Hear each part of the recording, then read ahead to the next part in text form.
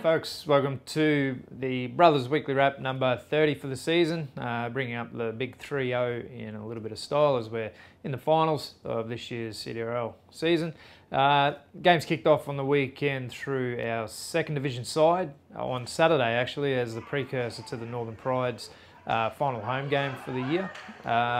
Unfortunately, we didn't go all that well. Got a bit of a touch-up, 56-18.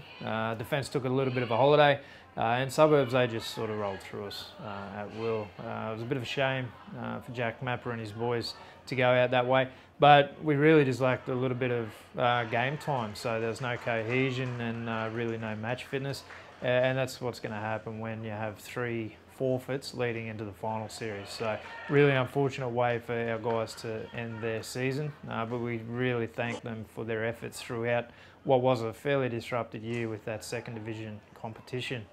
On Sunday, we kick-started the day with our under-18s taking on Ivanhoe's. The last time those two sides met, Ivanhoe's handed it to us actually, won quite comfortably in a game that was marred by a really serious leg injury to young player Malachi Sangoro. This time though, we were able to turn the tables and the guys got away with a really comfortable 48-22 win. And it was fantastic to see. The guys really played well as a team. Our big boys, they ran to run, and our outside backs, they were able to finish off with some fancy tries all of their own. And Bobby Berg, he'll be happy with the defensive effort. It was quite a turnaround for him, as I said, the last time those two sides meet. And now that's earned them the right to meet Tully in the grand final qualifier. So a win this weekend in our under-18s will be through to the big dance in a couple of weeks' time. Then we led into reserve grade. Unfortunately, didn't quite get the chocolates. It was goal kicking was the difference as those guys took on Yarrabah.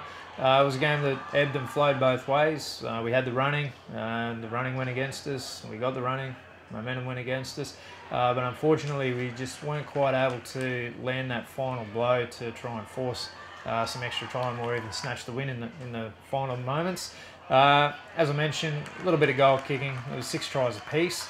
And it was a pretty entertaining game. It was open, it was free-flowing, it was quite fast, and it was pretty good to watch actually.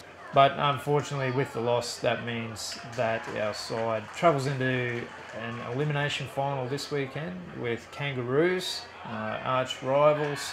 So there'll be plenty of feeling in that game, and they're two fairly even sides as well actually. If we perform well and we can rediscover that defensive spark that we had in the final round against Innisfail, I'm confident that we'll be able to get away with a good win. Finally, that brings us to the A-grade clash. A little bit of Groundhog Day as we met Innisfail for the second week in a row. This time though, conditions were perfect for a high quality game of football, and that's exactly what we had. Unfortunately though, we didn't get the result that we were hoping for. Innisfail ran out 32 points to 14 winners.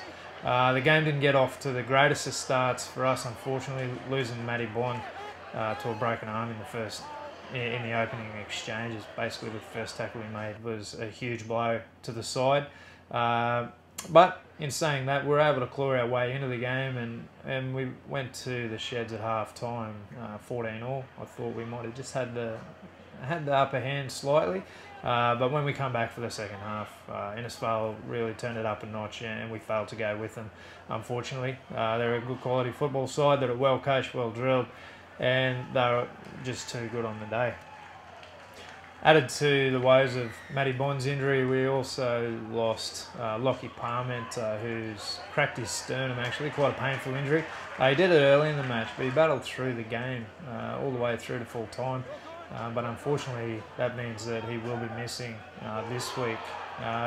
Looking towards this week, do or die for us this week. We'll meet Ivanhoe's, so again another traditional rival, elimination final. The loser this week, they'll be out while the winner goes on to play the loser of Innisfail Tully to get the opportunity to advance into the grand final. But first things first, we need to ensure that we work on our ball control a little bit more. We need to make sure that we get through our sets and try and build a little bit more pressure. I'm pretty confident if we're able to do that and maintain our defensive attitude, that will go some way towards getting a win against what will be a really tricky and good quality Ivanhoe side this Sunday. And in signing off, I'd just like to implore anyone out there that's got any association with brothers, former players, current players, family members, partners, sponsors, everyone. Hopefully we can get you into your finest Royal Blues and get you down to Barlow Park in fine voice this Sunday to cheer on a few wins for the boys. Until next week, go the fish.